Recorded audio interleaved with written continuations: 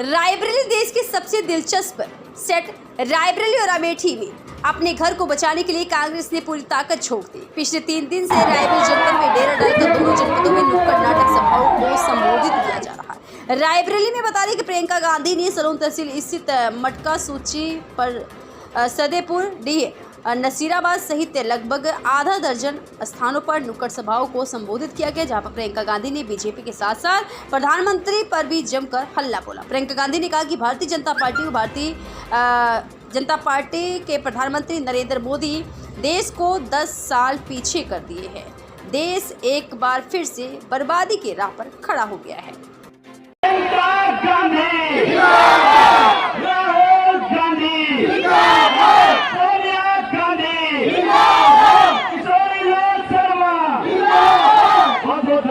साथी पदाधिकारी, कांग्रेस पार्टी के पदाधिकारी, प्यारी बहनें, प्यारे भाई, आप सबको एक चीज में बहुत आभारी हूँ कि जिस रूप पे इंतजार करें आपकी वादा करनी है ना। ऐसा लग रहा है, हमें भी ऐसा लग रहा है, सुबह से चल रहे हैं। हमें देर इसलिए हो जाती है कि रास्ते में लोग ठहरते हैं, रोकते हैं, मिलना चाहते हैं, तो इसलिए देर हो जाती है। तो आपने खूब इंतजार किया, इसके लिए बहुत आभारी हूँ। अब बताइए, मन बनाया कि नहीं बनाया चुनाव में जाकर? तो बस फिर मैं चलूं।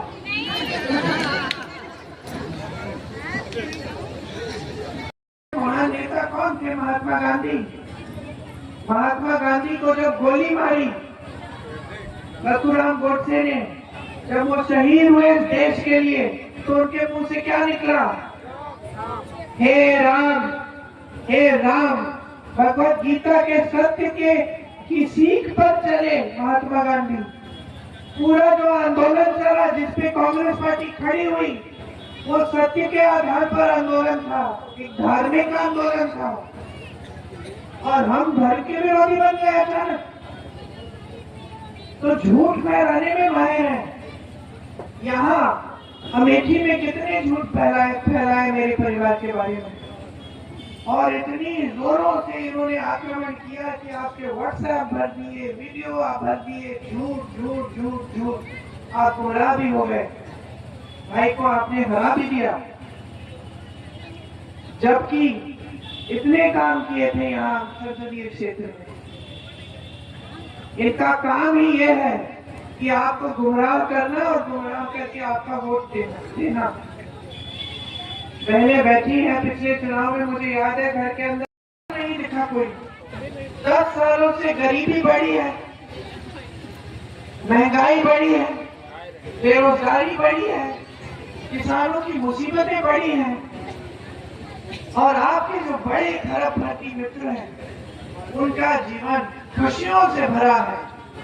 उनको आपने 16 लाख करोड़ कर्ज भी उनके माफ कर दिए, उनको आपने देश का कोयला दे दिया, देश की बिजली दे दी, देश की सारी खदान दे दिए, देश के बंदरगाह दे दिए, देश के हवाई अड्डे दे दिए, जो बड़ी बड़ी कंपनियां थी सरकारी, जिसमें से सबको रोजगार मिलता था। सब कहते थे एक जमाने में, मुझे याद है, हमें तो सरकारी नौकरी चाहिए।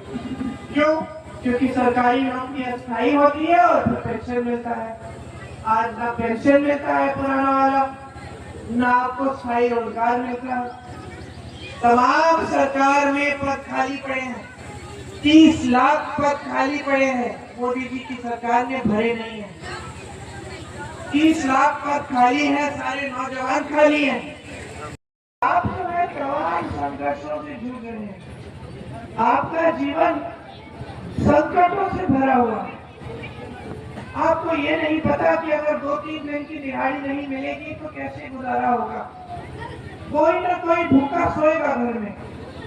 यहाँ से पलायन होता है, बड़े बड़े शहरों में मजदूरी मिलती है तो ठीक, दिहाड़ी भी नहीं मिलती, जो चाहता है ठेकेदार होता है कर लेता है। बहुत मुश्किल है जीवन इस देश में आज, किसान का, गरीब का, मेरी बहनों का। और इस संघर्ष को पहचानने वाला कोई नहीं है, इस संघर्ष को दूर करने वाला कोई नहीं है।